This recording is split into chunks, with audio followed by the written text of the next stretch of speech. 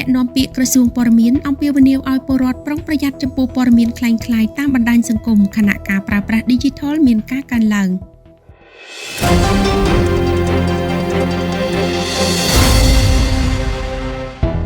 នៅក្នុងកិច្ចពិភាក្សាពិសេសជាមួយ Press News នាថ្មីនេះអាយដាមទេពអាសនារិទ្ធអ្នកនាំពាក្យក្រសួងព័ត៌មានបានលើកឡើងថាសប្តាហ៍ថ្ងៃប្រជាពលរដ្ឋទទួលព័ត៌មានភាគច្រើនតាមរយៈ Smartphone របស់ខ្លួនដែលនិន្នាការនេះមិនមានការថមថយនោះទេ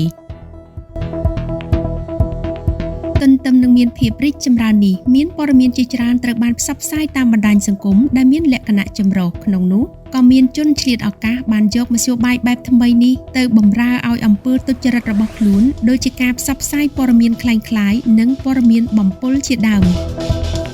អ្នកនាំពាក្យក្រសួងព័ត៌មានបានចាត់ទុកថាការផ្សព្វផ្សាយព័ត៌មានคล้ายៗនិងព័ត៌មានបំពុលនេះបានបង្កគ្រោះថ្នាក់សម្រាប់អ្នកទទួលព័ត៌មានដោយពុំមែនជាព័ត៌មានដែលផ្ដល់នូវសុវត្ថិភាពនិងគុណភាពសម្រាប់ប្រជាពលរដ្ឋនោះឡើយប្រឈមនឹងបញ្ហានេះអាយដាមទេពអាសនារិទ្ធបានសំណូមពរឲ្យប្រជាពលរដ្ឋមានការប្រុងប្រយ័ត្នឲ្យបានកាន់តែខ្លាំងចំពោះព័ត៌មានคล้ายៗហើយត្រូវតែបង្កើននូវភាពធន់របស់ខ្លួនដោយនិន្នាការនៃការប្រើប្រាស់ Digital និងមិនមានការថមថយនោះទេ